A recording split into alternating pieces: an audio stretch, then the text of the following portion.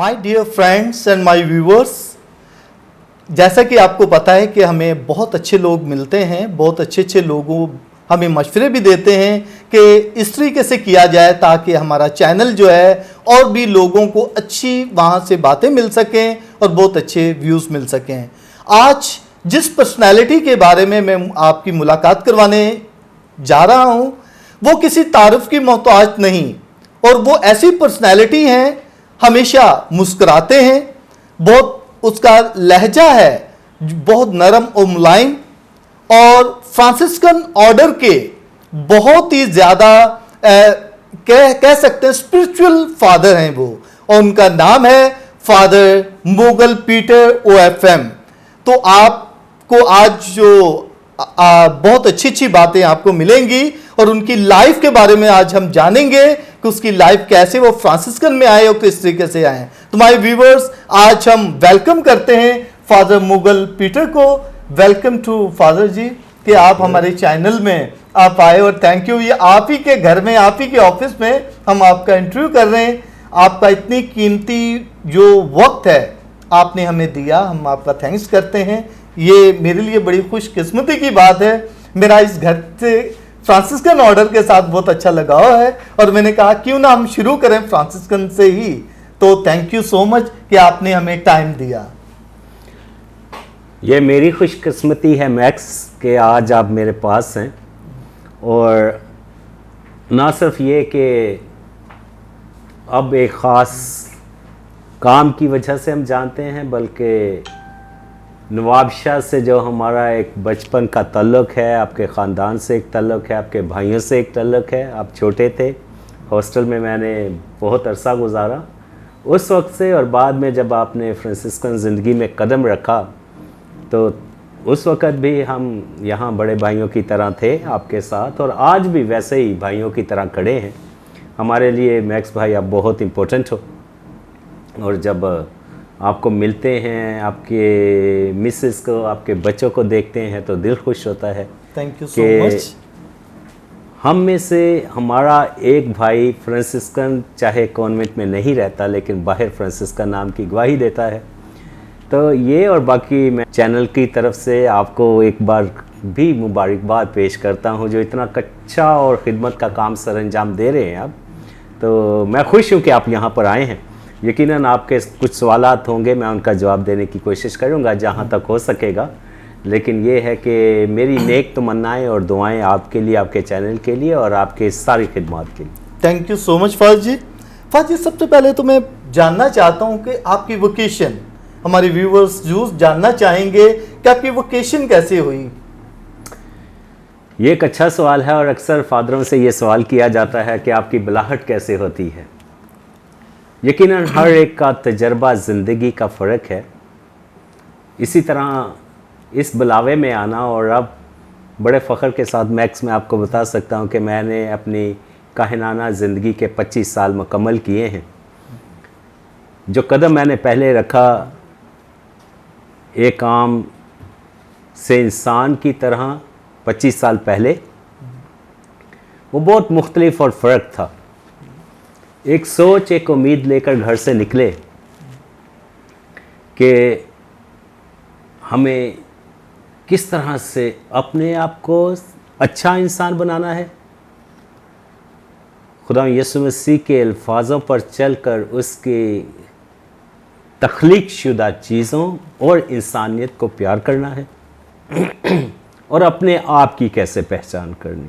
तो ये सफ़र था एक पहचान करने का अपनी और अपने लोगों की, जिसमें यकीनन हमारे डच मिशनरीज़ बहुत इम्पोर्टेंट है, मैं उनको कभी नहीं भूलूँगा। नवाब शाह बोर्डिंग में मैंने तालीम पाई है, वहाँ फादर फरमान थे, आप भी जानते हैं कि एक डच मिशनरी जिसने दिन रात अपने लिए, अपने लोगों के लिए एक कर दिया, और उसकी बदौलत वहाँ के स्टूडेंट्स, वहाँ के लोग, वहाँ की दुनिया, नवाब शाह की दुनिया आज जब देखते हैं तो बहुत सारी फील्ड्स में है। और मैंने इस ज़िंदगी को अपनाया, और अपनाकर आज 25 साल के बाद ये कह सकता हूँ कि एक कामयाब तरीके से एक अच्छा काहिन बन के निकला हूँ। तो ये मेरी बुलाहट उन्हीं की वजह से है। ये मेरी नॉलेज में बल्कि एक और है कि आपकी सिल्वर जुबली हाँ हो जी। चुकी है, तो congratulation about Thank you. Silver jubilee. First जी, मैं दूसरा क्वेश्चन जो करना चाहता हूँ, आप फ्रांसिस्कन लाइफ में कैसे ही आए? फ्रांसिस्कन ज़िंदगी को अपनाना बहुत मुश्किल है मैक्स, क्योंकि आप जानते हैं कि हमारी जो ज़िंदगी है ये हलीमी फ़रोतनी सादगी और बरादराना ज़िंदगी है, जहाँ पर हमें इकट्ठे रहना है, खाना है, पीना है, दुआ करनी है। तो कहने को तो आसान लगता है सारा कुछ, लेकिन बहुत मुश्किल है। आया इसलिए कि शायद मेरी ये बुलाहट थी कि मैं जाने को तो डायसिस में भी जा सकता था, हैदराबाद डायसिस से मेरा ताल्लुक है, बिल्कुल, हाँ जी। लेकिन एक ज़िंदगी का गहरा तजर्बा जो मैंने किया फ्रांसिस्कन्स के साथ, मैं समझता हूँ वही मेरी बेसिक बुलाहट का सबब भी बने, और यही ज़िंदगी जो है वो मुझे तक़वियत देती रही इतने सालों में कि आज भी मैं अपने आप से और अपनी बुलाहट से बहुत खुश हूँ। और यही खुशी है, मजबूती है, दिल लगी है, और एक किस्म का कमिटमेंट है जो मुझे आज तक इस ज़िंदगी में बांध के रखी है। ये तो फाज जी आपने बहुत अच्छी बात की। मैं भी जब फ्रांसिस्कन लाइफ में आया था यहाँ पर, और मैं अभी भी कहता हूँ कि मैं फ्रांसिस्कन हूँ, मेरे अंदर जो स्पिरिट है वो फ्रांसिस्कन है। बिल्कुल। और मैं इसमें ये शक महसूस नहीं है। करता हूँ हाँ कि जी, मैं कभी भी ये नहीं कहता हूँ, लेकिन आपसे मैंने बहुत कुछ सीखा, बहुत कुछ मिला भी फ्रांसिस्कन लाइफ से, और मैं कहता हूँ शायद उसी बदौलत से मैं अभी तक यहाँ पर हूँ। बहुत सेकेंडली फाज जी, मैंने जो क्वेश्चन आपको करना है कि आपका सोलम प्रोफेशन कब हुआ? मेरा सोलम प्रोफेशन 2 अगस्त 1994 में हुआ था, और ये तकरीबन पहले 4 साल मैंने दारुल नईम में गुजारे। मैं तकरीबन 87 में मैंने शुरू किया ये सिलसिला। तो 87 से लेकर 1987 से लेकर फिर 1989 में मैं कराची में आया लाहौर से तालीम हासिल करके बेसिक, और यहाँ पे कराची में आके नवीशिट का आगाज़ किया जब मुझे लोबादा मिला तो 1990 में, और फिर 1991 में मैंने पहला वादा किया।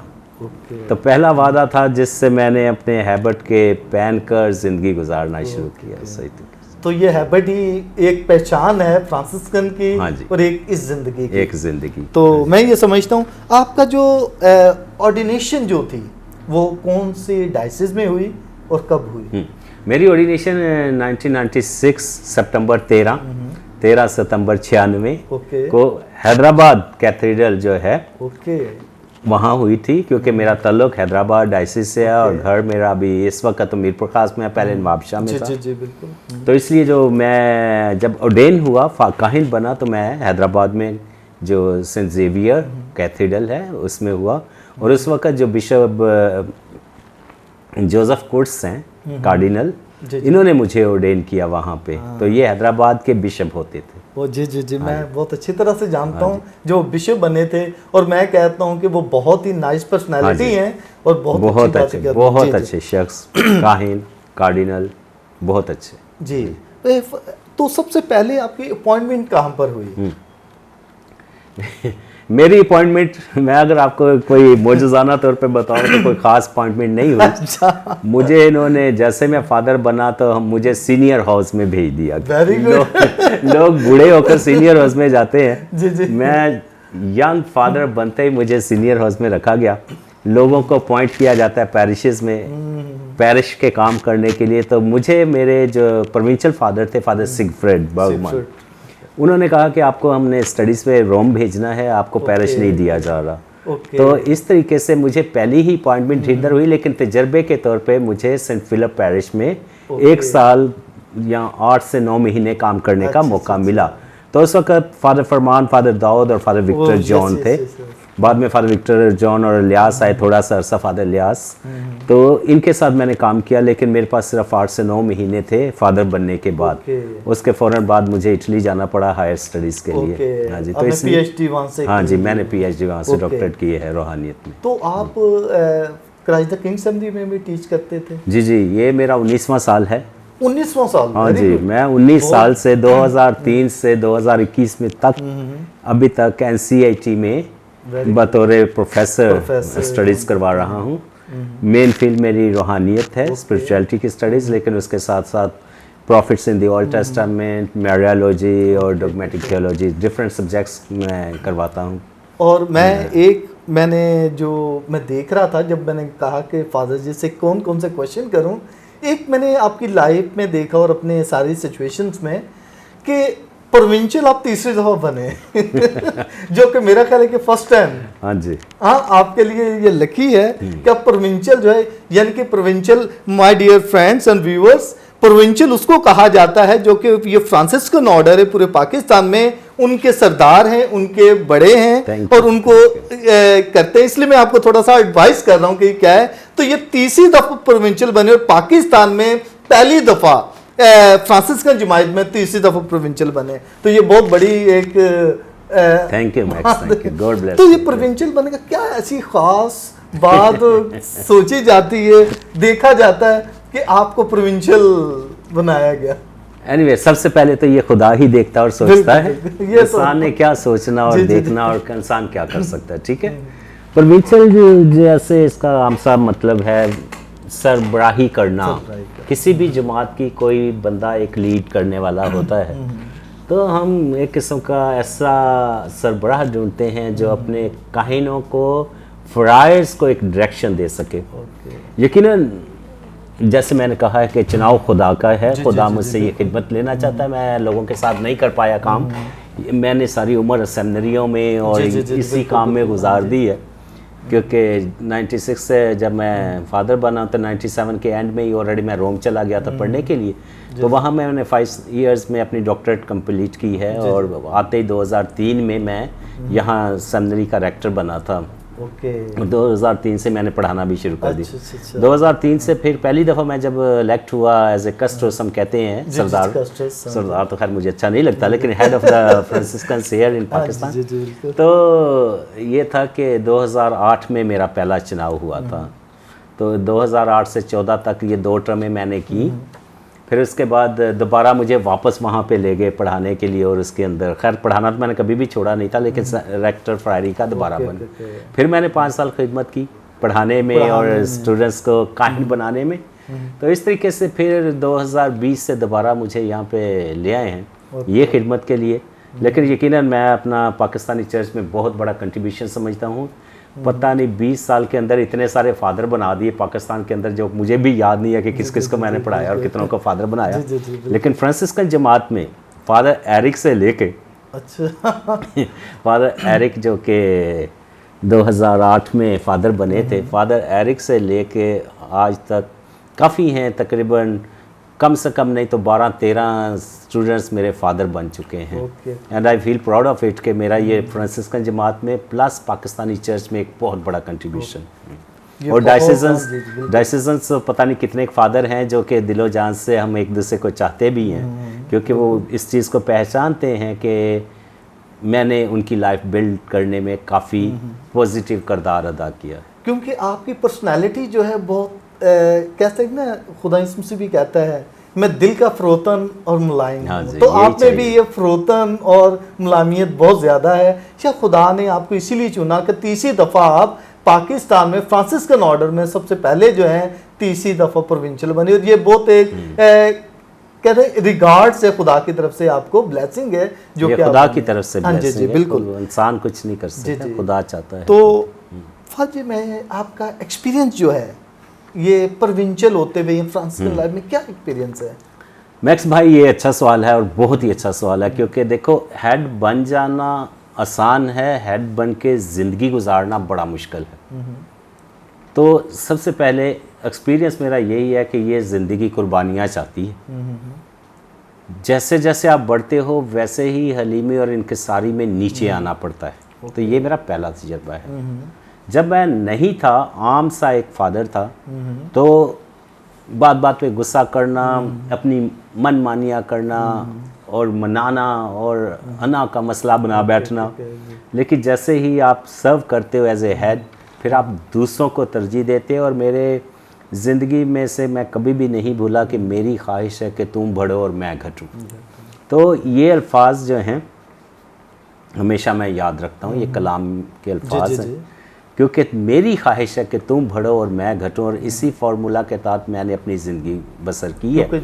और जमात में आकर भी यही, क्योंकि चाहे वो सेमिनरी फ्रायरी हो, स्टूडेंट्स को काहिन बनाना, या अपनी बरादरी में अपने फादर्स को ऊपर लेकर आना, तो खुद नीचे गए हैं, रातों को मेहनत करना पड़ती है, दिन को जागना पड़ता है, लेकिन जमात के लिए करना पड़ता है।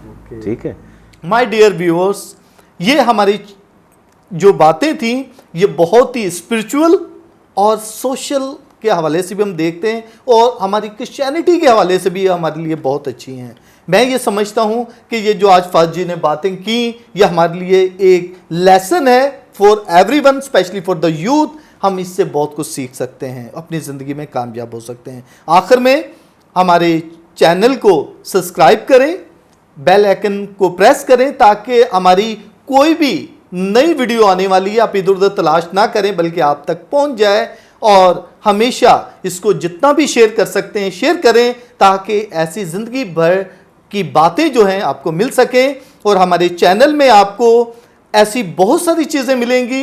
इसमें स्पिरिचुअल टॉक्स हैं, इसमें इंटरव्यू हैं, डॉक्टर्स की टॉकिंग है about medical point of view, हमारी मोटिवेशनल्स की वीडियोस हैं, और भी हमारे बहुत सारी नॉलेजेबल और हमारी इंफॉर्मेटिव वीडियो आपको मिल सकती हैं। Okay, thank you so much, God bless you all. Thank you max, God bless you.